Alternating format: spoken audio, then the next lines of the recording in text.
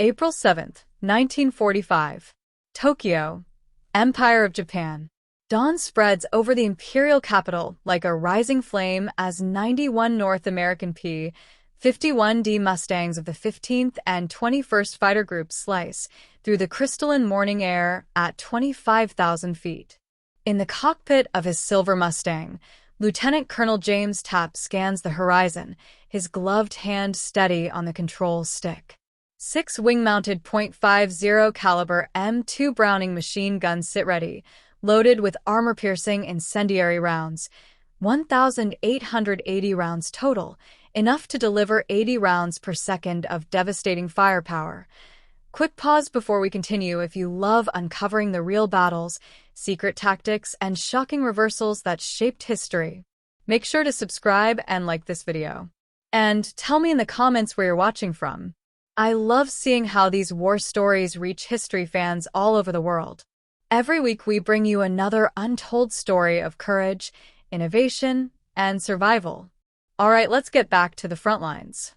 Below, Mount Fuji rises from the landscape like a snow-crowned sentinel, its unmistakable silhouette serving as the visual landmark that would guide pilots through this historic mission.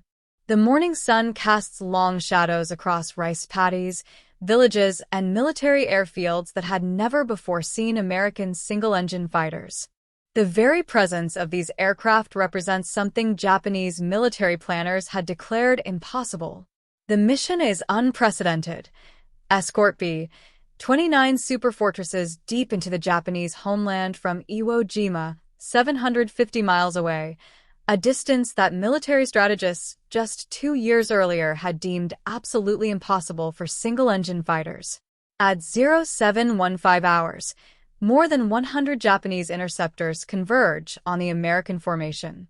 Through the morning haze comes a sight that shocks Japanese pilots to their core: single-engine American fighters over Tokyo, something their commanders had sworn could never happen. The psychological impact is immediate and devastating. These are not carrier-based Navy fighters with 200-mile combat radii. These are land-based Army Air Force fighters that have somehow crossed 750 miles of open ocean to appear over the sacred imperial capital. Leading the Japanese defense are pilots flying the Nakajima Ki-84 Hate, the Frank, Japan's fastest and most advanced fighter, alongside older Ki-43 Hayabusas, Ki-44 Toyos, Ki-61 Hents, and the Navy's A6M0s and N1K2 J Scheidenkais. The Ki-84 could outclimb and outmaneuver the P-51 at certain altitudes. Its 30mm cannons could destroy a Mustang with a single hit. What happens next will demonstrate the vast technological gulf between two nations' approaches to industrial warfare and reveal why the P-51 Mustang would be called the most perfect long-range fighter aircraft ever built. The North American P-51D Mustang had arrived in the Pacific Theater with a reputation already forged in blood over Europe, where it had broken the back of the Luftwaffe and made daylight bombing of Germany possible. Developed initially for Britain, early models were transformed when British engineers mated the airframe to the legendary Rolls-Royce Merlin engine, creating one of aviation's most successful international collaborations, a marriage of American aerodynamic genius and British power plant mastery. The Packard V1650-7 engine, a license-built version of the Rolls-Royce Merlin 66, delivered 1,695 horsepower at takeoff with water injection, rising to 1,720 horsepower in emergency war power settings. This two-stage, two-speed supercharged masterpiece could maintain devastating performance at altitudes where Japanese engines gasped for air, their single-stage superchargers unable to compress the thin atmosphere sufficiently. The P-51D achieved a maximum speed of 440 miles per hour at 25,000 feet, reached an operating ceiling of nearly 42,000 feet, and was armed with 6 wing-mounted .50 caliber M2 Browning machine guns that made it a flying arsenal. The mathematics of firepower were devastating and precisely calculated. 6M2 Brownings firing at 800 rounds per minute each meant the P-51D could deliver 4,800 rounds per minute of concentrated firepower, 80 rounds per second. Each armor-piercing incendiary round weighed 46 grams and traveled at 2,900 feet per second, delivering tremendous kinetic energy capable of penetrating aircraft armor, igniting fuel tanks, and destroying engines with just a few well-placed hits. By early 1945, American industrial capacity had reached its terrifying peak. North American Aviation's factories in Inglewood, California, and Dallas, Texas, were producing P-51s at a rate that staggered imagination. One new Mustang rolled off the assembly line every hour. Assembly lines ran 24 hours a day, 7 days a week. By war's end, 15,586 P-51s of all variants would be manufactured, with the D model alone accounting for 8,156 aircraft, more than Japan's total production of all fighter types in the last 2 years of the war combined. The very long-range capability that brought Mustangs to Tokyo represented a revolution in fighter operations. With dual 110-gallon drop tanks, Mustangs could fly round trips of 1,500 statute miles as a matter of routine, equivalent to flying from Los Angeles to Little Rock, Arkansas, entirely over water in a single-engine aircraft with no alternate landing sites except the Pacific Ocean.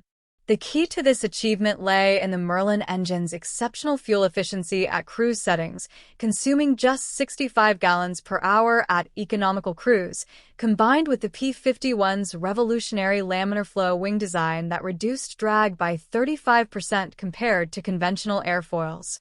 Developed by North American aerodynamicist Edgar Schmud, this wing maintained smooth airflow over a greater percentage of the surface, delaying transition to turbulent flow and dramatically reducing parasitic drag. And designated Frank by the Allies, this fighter represented Japan's desperate attempt to match American technological superiority with whatever resources remained.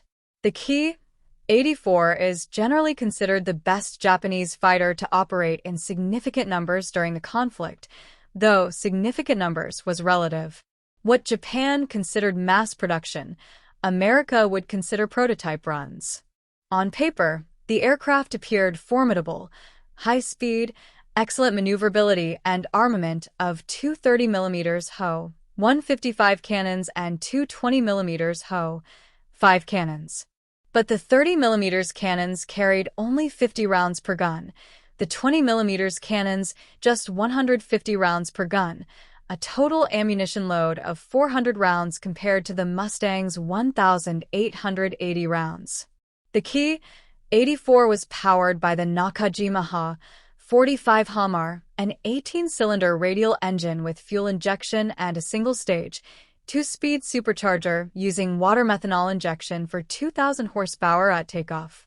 Initial testing showed promise, with prototypes reaching 387 miles per hour and later claims of up to 427 miles per hour under ideal conditions with high-octane fuel and perfect engine tuning. However, the reality of late-war Japanese production told a dramatically different story, one of declining quality, desperate improvisation, and systemic collapse. Pilots in the field learned quickly that the Ki-84's high-maintenance Nakajima Hamar engine and landing gear were prone to catastrophic failure. The Hamar, while theoretically powerful, suffered from chronic reliability problems that worsened as quality control collapsed. The engine required precise tolerances that Japanese factories, under constant B-29 bombardment and lacking quality steel and aluminum, could no longer maintain. Many landing gear units buckled on landing because late-war Japanese steel contained impurities that made proper heat treatment impossible. Fuel was diluted to 80 to 87 octane instead of the 100-plus octane the engine was designed for. Oxygen systems failed at altitude. Radios were unreliable. And worst of all, Japan had almost no experienced pilots left. The first pass came at 0722 hours. Captain Saburo Sakai, one of Japan's last surviving aces with 64 confirmed kills, watched from 20,000 feet as the American formation maintained perfect spacing. Each Mustang flew precisely 200 feet from its wingman, each element perfectly staggered. No wasted movement. No individual heroics. Just cold, mathematical precision that spoke of countless training hours, standardized procedures, and pilots who trusted their machines absolutely. Sakai had flown since 1937. He had fought over China, the Philippines, Guadalcanal, and Rabaul. He had seen courage triumph over technology 100 times. Japanese pilots compensating for inferior equipment with superior spirit, with Bushido, with the willingness to die that American pilots, soft, comfort-loving Americans, supposedly lacked. But what approached Tokyo that morning wasn't about spirit. It was about physics. Sakai's wingman, Lieutenant Tanaka, was 19 years old with 40 hours of flight time. The boy had never fired his guns in combat. He'd been rushed through training because Japan no longer had time to build proper pilots. Tanaka flew a Ki 84 Hate that had rolled off the assembly line 3 weeks earlier, built by conscripted labor in a factory that had been bombed twice in the last month. Sakai keyed his radio. All aircraft, prepare to engage. Maintain altitude advantage. Do not. Static. His radio crackled and died. The vacuum tubes had failed again. Late war production meant unreliable components, inconsistent wiring, shortcuts that saved the empire a few yen per aircraft and cost pilots their lives. He switched to hand signals. Below, the Mustangs continued their inexorable advance. Their Packard-built Merlin engines purred smoothly at 25,000 feet, two-stage superchargers compressing the thin air efficiently, delivering full power where Japanese single-stage superchargers struggled. The Americans flew in the realm where physics favored them absolutely. Sakai pushed his throttle forward and dove. His Ki 84 accelerated quickly, one advantage the Hate retained, but at 380 miles per hour, the control surfaces began to stiffen. At 400 miles per hour, pulling out of the dive required both hands on the stick and every ounce of strength in his shoulders. The airframe shuddered. Rivets vibrated. Somewhere in the wing root, something groaned metallically. The Mustangs saw him coming. They didn't panic. They didn't break formation. They simply rolled inverted and dove, a standard defensive maneuver executed with parade ground precision. And they kept accelerating. At 450 miles per hour, the P-51s pulled out of their dives in gentle curves, their laminar flow wings maintaining lift, their pilots breathing normally through reliable oxygen systems, their control surfaces responding crisply. The American formation reformed 2,000 feet lower in less than 30 seconds. Sakai's dive had reached 420 miles per hour before structural concerns forced him to level off. Tanaka, less experienced, had pulled out early at 390 miles per hour, falling behind. 2 other pilots in the squadron had exceeded safe speeds. One would discover a buckled tail section after landing. The other would not land at all. His overstressed airframe would fail in the next engagement. The Americans climbed back to altitude in a leisurely spiral, their Merlins drinking high-octane fuel, their superchargers maintaining power, their pilots conversing calmly over crystal-clear radios. Bandits, 10 o'clock high. I see them. Section 3, you're clear to engage. Copy. Engaging. Coordination. Information. Teamwork enabled by technology that simply worked. Sakai tried again. He positioned himself above and ahead of a Mustang element, using the last advantage he possessed, altitude. The Ki 84 could outclimb the P-51 at certain speeds. If he could force them into a turning fight at lower altitudes where his lighter airframe gave him an edge. The Mustangs didn't turn. They dove again, accelerating past 460 miles per hour, then executed a zoom climb that carried them back to 27,000 feet, higher than before. The vertical energy management was flawless. They converted speed to altitude, altitude back to speed, maintaining the initiative through pure energy physics. Sakai's engine coughed. The fuel mixture was wrong, too lean. The 87-octane gasoline his hate burned was 50 points below what the Nakajima Hamar engine was designed for. The engine had been optimized for 100-octane fuel that Japan could no longer produce. Running on inferior fuel meant reduced power, increased engine temperatures, and detonation that slowly destroyed cylinder heads. His oxygen system hissed irregularly. At 24,000 feet, hypoxia was becoming a factor. His vision narrowed slightly. His reaction time slowed by microseconds that would matter in combat. Lieutenant Tanaka's Ki-84 fell out of formation, trailing smoke.